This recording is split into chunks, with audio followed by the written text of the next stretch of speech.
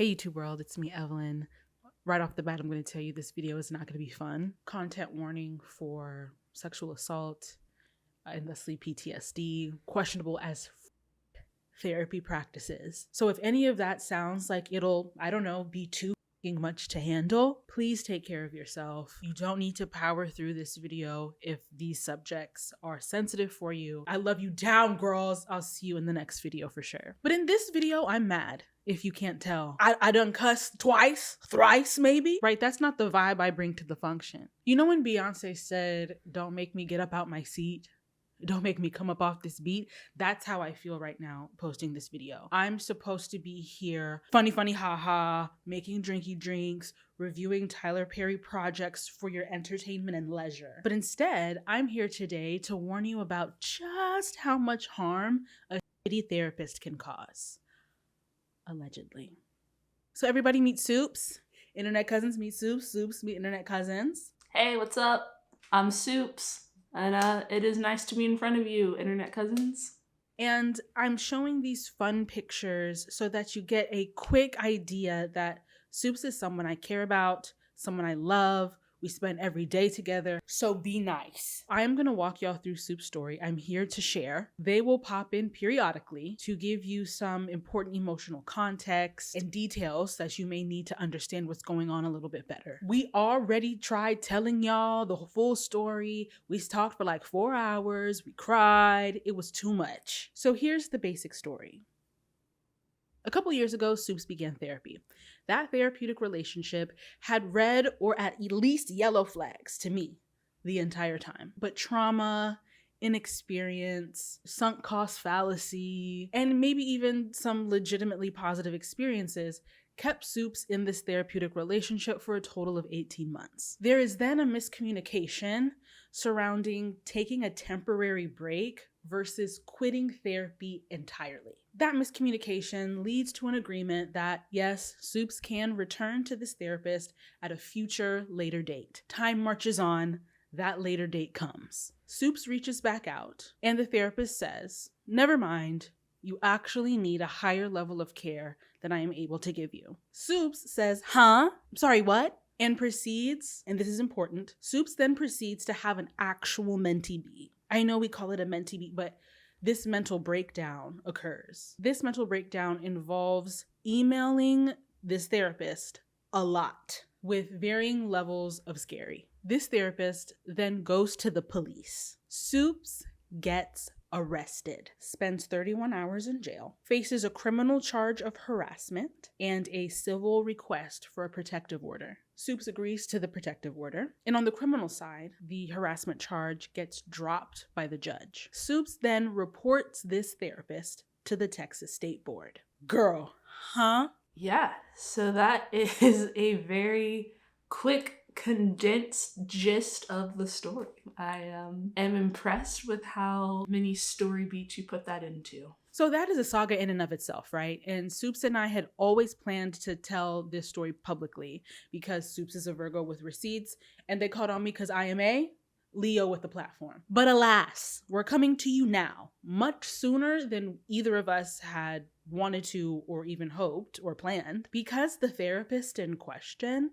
recently went on a podcast. Huh? And shared her version of this story on a podcast. I don't know if you caught that part. So this video that I'm sharing with y'all is just going to be the first of a couple videos we'll do. Today, we're just sharing what happened. Why? Because she talked about this story publicly on a podcast, platforming it, promoting it, to monetize off of it. Parts of this story still fill me with rage, still break me with grief. And one way of being responsible as a storyteller that I try to follow is that you tell your stories from your scars, not your wounds. And this is very much an open wound for me. There's a very big part of it that I carry deep shame around and I'm very embarrassed by. But so many aspects of this story I'm truly annoyed by, grown numb to, or just plain exhausted of. So let's go back to the beginning. Soups is an individual who feels like they need to seek therapy. I was seeking a therapist to help me work on my mindset and relationship to sex and men after surviving a rape. I used a website called Headway. I put in my zip code, and then there's like little filters you pick. And so I said I wanted a female therapist who was Black, offering virtual sessions. I don't remember if it was the word specialized or works with, but I put trauma and women's issues. And I picked the first therapist with availability. Because at the time, I didn't know that there was like anything else I should care about or ask about or know about. Like most of us trying to find a therapist, we don't know too much about modalities yet. The DBT and the CBT, WWJD, RESPECT. We're not therapists. We just might feel that something is a little bit wrong and everyone's telling us that we need to go get help. What does help look like? It looks like therapy. So Soups did what I did and what a lot of us do, is we search for a therapist based on identity and a little bit of the things they advertise on their profile. Therapy then begins pretty swiftly. It ain't no ease in, it ain't no ramp up. I don't fill out intake paperwork. There's no assessments. I don't have a consultation. I don't know any of this should be happening. It just doesn't happen. I get scheduled for my first session, and that very first session, we start. And by my third session, we are doing EMDR. If you know anything about EMDR, and y'all can tell me in the comments, you know that it is intense, and Soups experiences this intensity. I don't know any of this.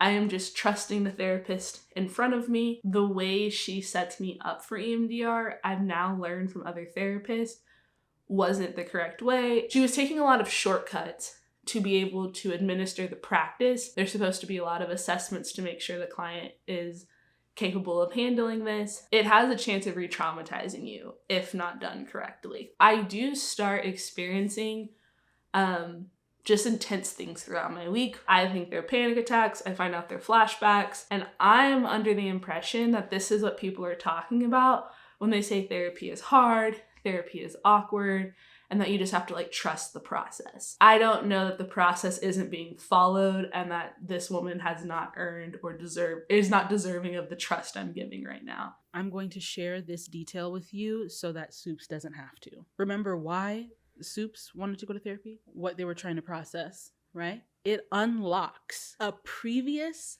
separate time that sexual violence occurred. And this time, this memory is from their childhood. A successfully repressed memory was unlocked. If I were to stop this video right here, 3 sessions into the therapeutic relationship, it would already be f***ed up. But the story continues.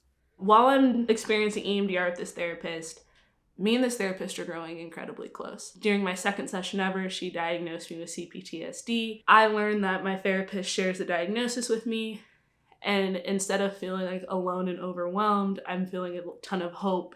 I'm giving her more trust because I see that she has found a way to be a working, functioning adult. My sessions, we increase them. So I'm having more sessions with less days in between. My homework assignments are writing letters to her.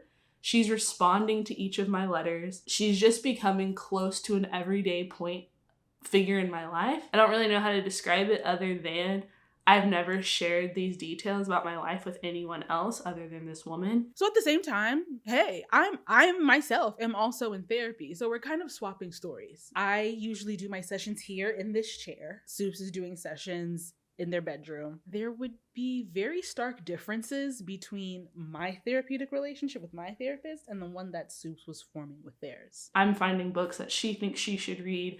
I'm finding songs that I'm recommending to her. She's sending songs back to me on Spotify. We're talking about TikToks. There's no boundaries of when we should text, when we're allowed to text. And I'm going to Evelyn and I'm just like, do you know this much about your therapist? We years into this and I don't know much about that lady, to be honest. But I just think, okay, every therapeutic relationship is different. The only person I'm really comparing it to is Evelyn and her therapist. But I also know a lot about Evelyn's story and know that mine factually has more capital T trauma involved. And so I'm like, maybe this is what people who have the diagnosis CPTSD need. And our relationship is starting to turn from like a one-way client-centered relationship, right? That's like therapeutic and professional. And it turns more into a dual two-way relationship. I, not knowing much about therapy, am starting to like feel like I'm hanging out with a friend. I just don't know. Like, honestly, that's the full sentence. I don't know enough about therapy from the professional and the business side of things to know that this is not just yellow and red flags. It's like full stop, not okay. Hi, Evelyn here to make an allegation. I believe that the rushed use of EMDR broke Soups down. And if you couple that with the level of personal information swapping, this creates an attachment that I don't have the professional ability to prove was unintentional. But it's something that I feel, and it's something that I allege. So because my therapy sessions are essentially functioning like two friends hanging out or a book club, I start finding out incredibly personal details about her. I'm learning her birthday plans. I'm learning about her niece, and she's showing me videos of her niece, sharing details about this little girl that I just don't need to know. There's sessions where she's crying, and I mean hard, telling me about her mother and how her mother has passed away. In the middle of all of that, there's a lot of good happening. I can talk about my diagnosis more, and I'm attributing all of this knowledge I'm gaining to her when really she's just recommending me books, and I was attributing it to her so I continue seeing her. Even though I'm in therapy as well, I simply haven't experienced the things that Soups has experienced in life. And so I don't want to judge. I don't want to call out things in the moment that might be weird or a little suspicious, because I just say, hey, you know, maybe when the subject matter is this intense and sensitive, maybe you do need to know your therapist this deeply. I don't know. My intellectual ability to talk about my diagnosis and talk about what's wrong is just only increasing.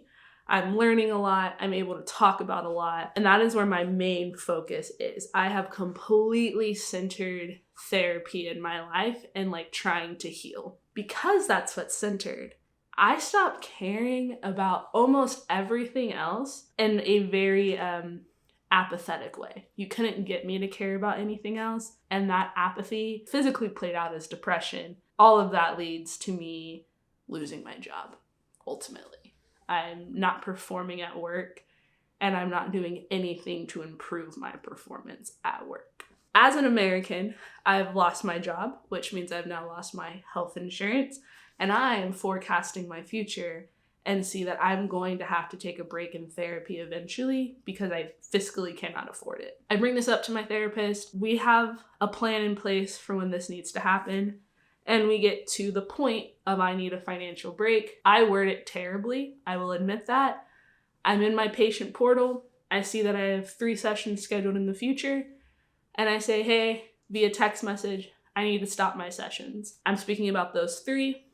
She reads stop sessions and completely stops my sessions. I'm terminated from her practice. Hi, Evelyn here again. I'm going to tell y'all, internet cousins, what has always confused me about this portion of the story. Because miscommunication is normal, it's human, it happens. The accusation is not the miscommunication. But if I'm a therapist and my client is working on building up their psyche after sexual violence in adulthood and childhood, and one day they text me, I need to stop sessions, I feel like I would have follow-up questions. Like, what do you mean? Why?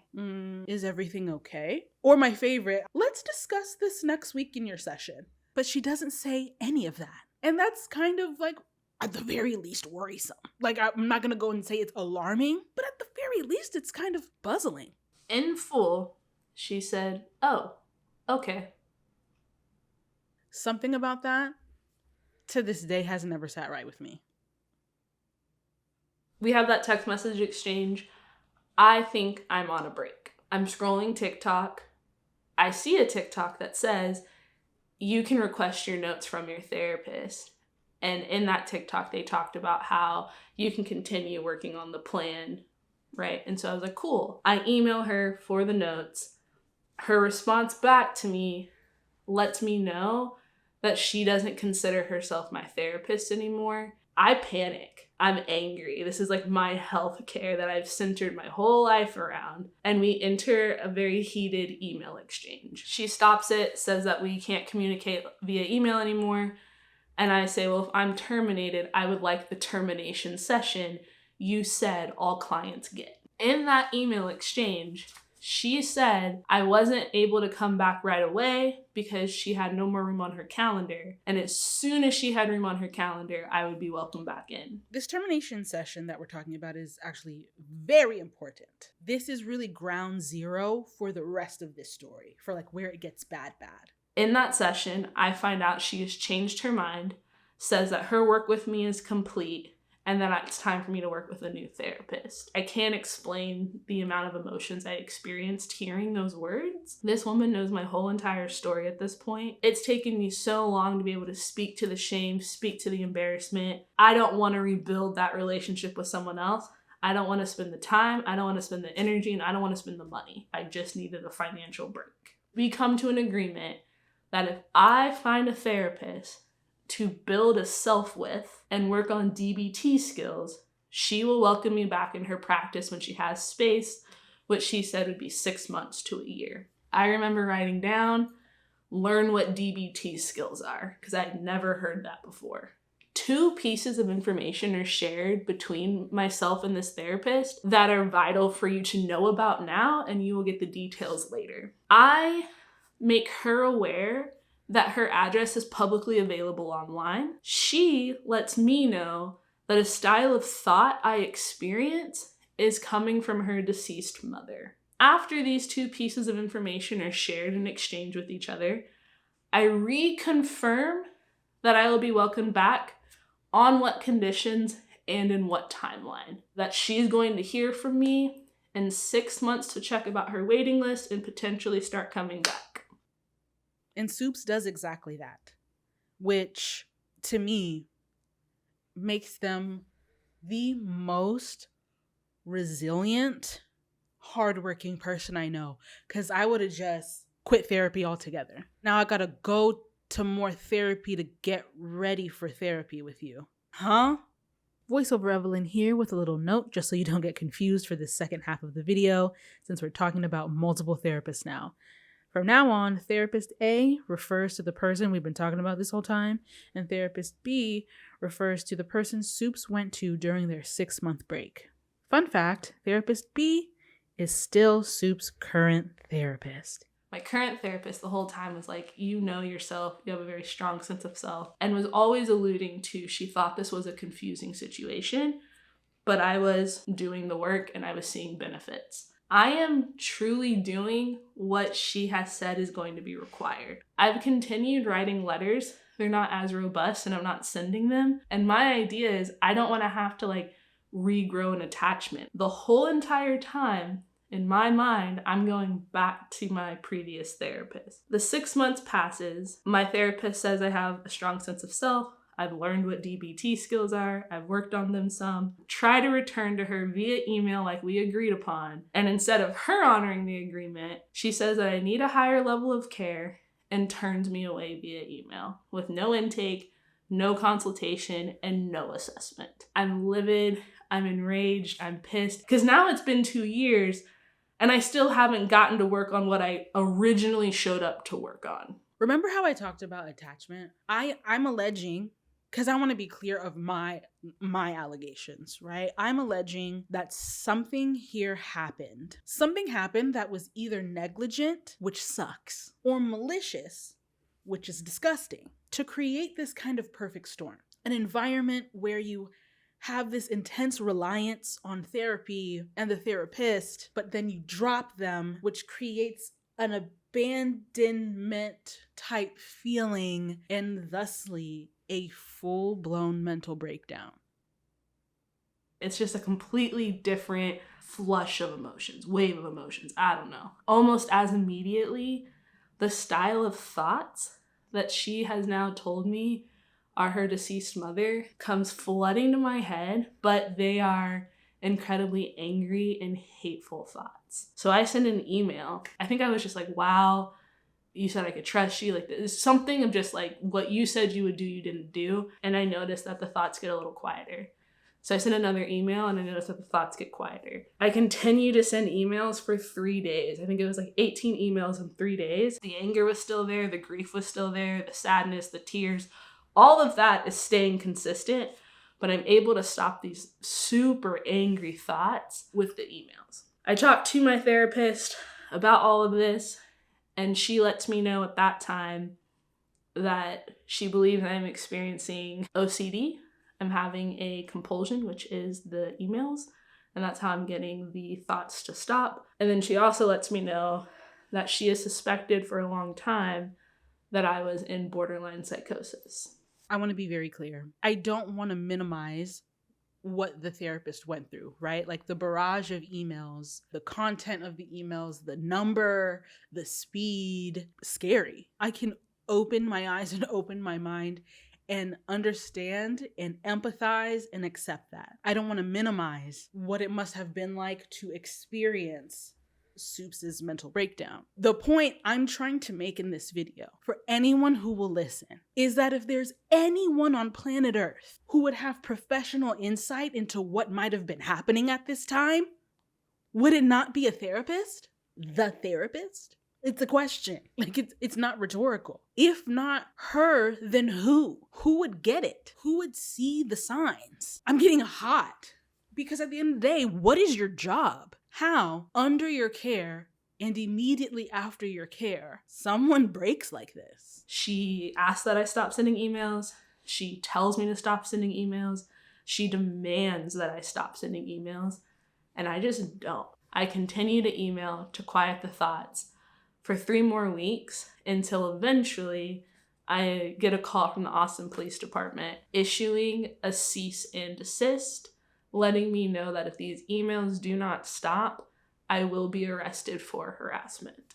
I take this very seriously. I'm talking to my friends, I'm talking to my mom, I'm talking to Evelyn, and I'm trying to express that I have to send these messages. I don't have another choice. What I'm not sharing is that it's the only way to quiet these thoughts that I think are my therapist's deceased mother. I don't want to share that information. I don't understand that information.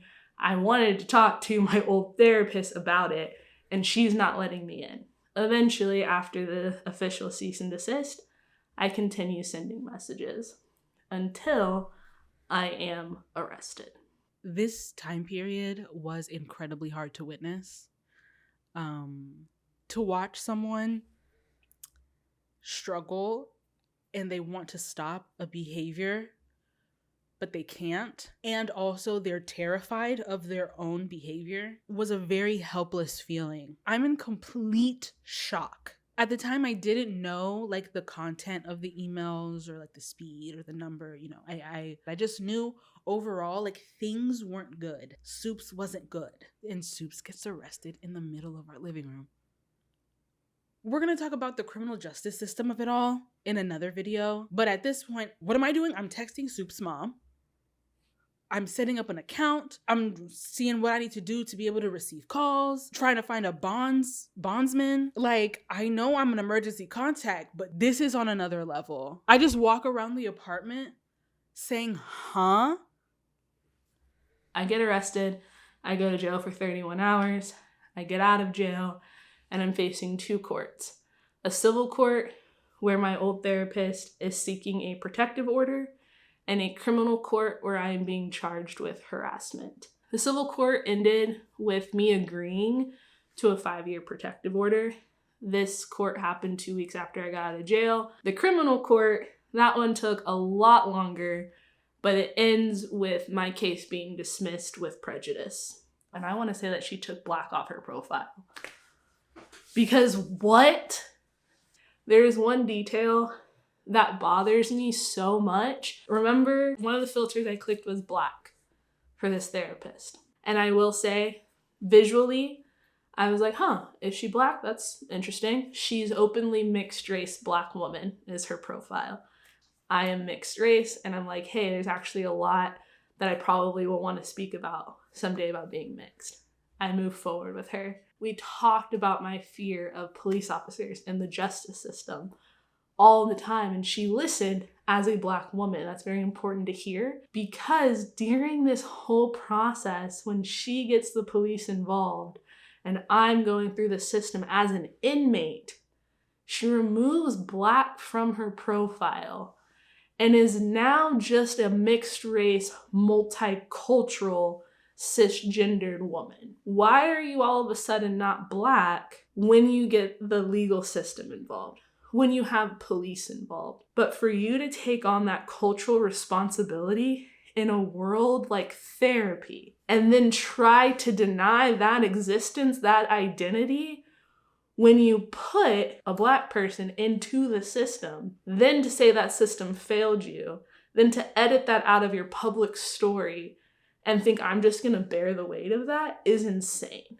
At the end of that, after 7 months of courts and lawyers and just legal battles, I was finally able to report my therapist to the board. Finally.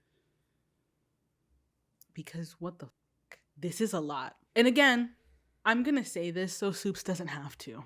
Why did Soups go to therapy? Unfortunately, if I have any internet cousins, hold on.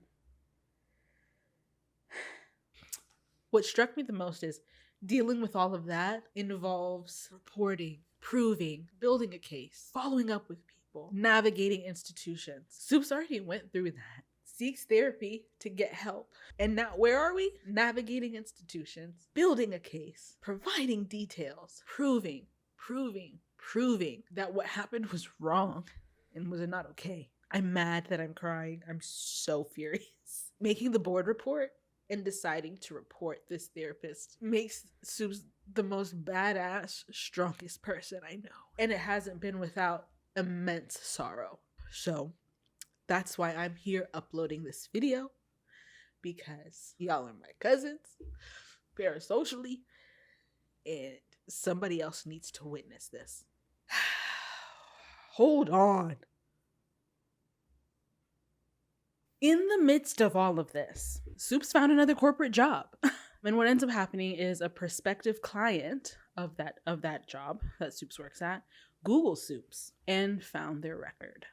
I'm at work and I get a message from my director saying a client is refusing to work with me because they Googled me and this protective order appeared. I'm now having to answer to the situation. And when the situation involves a therapist who you thought you were hearing their deceased mother and a court-ordered protective order is involved, it's just a hard story to share and not look insane, not feel insane. 2 weeks later, I no longer have that job. I wanted to Google myself, and I Google myself, I see the protective order. About 6 links down is this course. My old therapist picture pops up, and she is teaching a course on how to report clients to the police and how to file protective orders. I'm enraged, truly sick to my stomach. I text my current therapist immediately, because at this point we've gone to every other week, and I'm like, hey, I need a session this week. It's a little bit later in the day. I'm in my bedroom and I want to pull up this course to show Evelyn. I Google my old therapist's name and I put course behind it. And instead of the course popping up, a podcast pops up.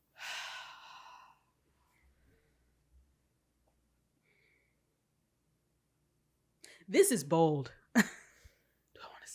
It's an audacity that can only come from caucasity. I can't explain it, but if you know, you know.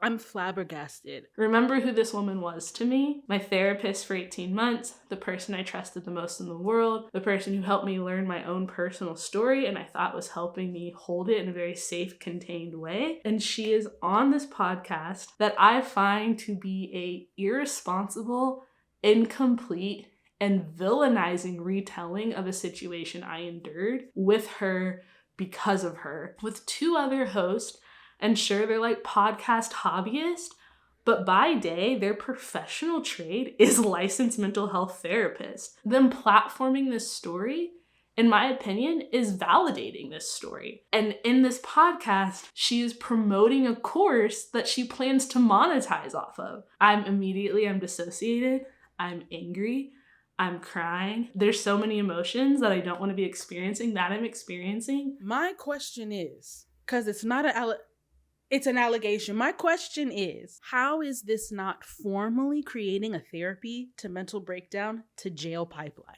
How? You got to break them down through practices, make an attachment through over sharing. Drop them for being too high needs. So all the time you spent with your client, you weren't able to assess whether they were high needs or not. But now it's clear as day. That creates an emotional fallout, an emotional breaking point, which you then report them for. Do you get what I'm trying to say? This is what's blowing my mind. If the arrest and the protective order and that whole legal situation wasn't bad enough, it's to come back and say, and I'm going to teach y'all how y'all can achieve this result as well. The podcast, nobody seems to find that problematic in the slightest. No cause for concern, no nothing. And these 3 women go on to describe me as dangerous, parasitic, malicious, insidious, and a predator. So I reach out to these podcast hosts and I'm like, hey, I'm not denying this person's experience.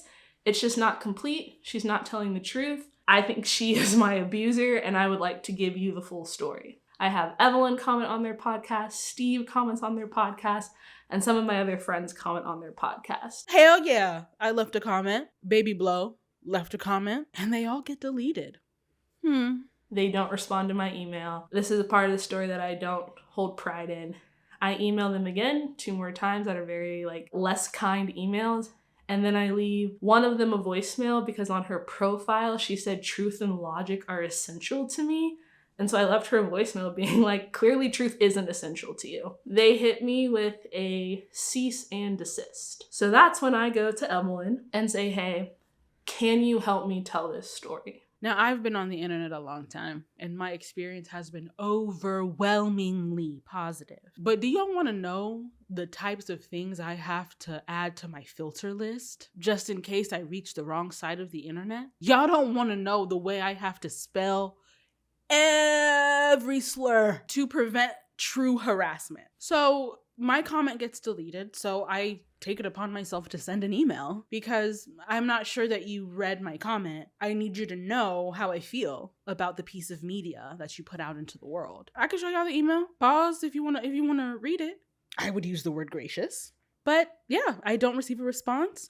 And what's more interesting is I don't receive a cease and desist. Now, what could be worse than all of this that I've just said? Well, we sat down, Soups and I sat down to record a reaction to the podcast. Because what do? You have to process this somehow. So we're like, hey, cut the camera on. You sit there, I sit here, lights, camera, press play. During that filming session, we realized that they went back and edited the podcast, taking certain things out. Me and Evelyn sit down because I just want to do a simple live reaction to the podcast. That way in the future, if anyone Googles me and it comes up, ideally, my reaction would be just as easily sourceable. We get to the end of the podcast. I accuse Evelyn of fast forwarding through parts or maybe talking over parts because there's things I want to react to that I didn't hear. And we find out in response to me reaching out to the podcast, they just send a cease and desist, make a police report, and then they edit the podcast but keep it up, including the parts promoting her course.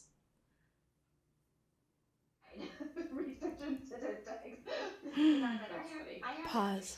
It's different? What are you playing that on? Spotify? They took it out. It's been edited. Come look. So I copied this straight out of Spotify, the transcript. They took it out? What's the length of this whole podcast? 1 hour, 25 minutes, and 1 second. They edited it. The original one is 1:31:28. So they took out the system failing for her, because I swear I heard that. Yeah. And they took out that she tweaked the board report. We essentially finished reacting to the entire podcast, and Soups was like, we never heard the part where she says that the system failed her. Because how exactly did it fail? What we wanted to talk about was how exactly, pray tell, how did it fail you if you went to jail and you got a protective order? How am I the insidious one? How am I the manipulative one? How am I the dangerous one? What the I'm shocked. All 3 of them have to know this was wrong. This is not tea. This is like, who do you turn to? I'm a witness. And so the reason we're here is because we need another witness, bro. Also, for anyone who's in therapy and has their therapist tell them constantly that you are hypervigilant and you don't need to record as much as you do, no one's ever going to be able to tell me that I shouldn't protect myself with documentation ever again. Oh my God. Along with every emotion I've been feeling, the biggest emotion I feel at this point is fear. Because I hear this podcast where I'm being accused of having an agenda, being a predator, and when I try to stand up for myself, the response is to edit the podcast, leave it up, and silence me using our justice system. So now it's scary. Huh?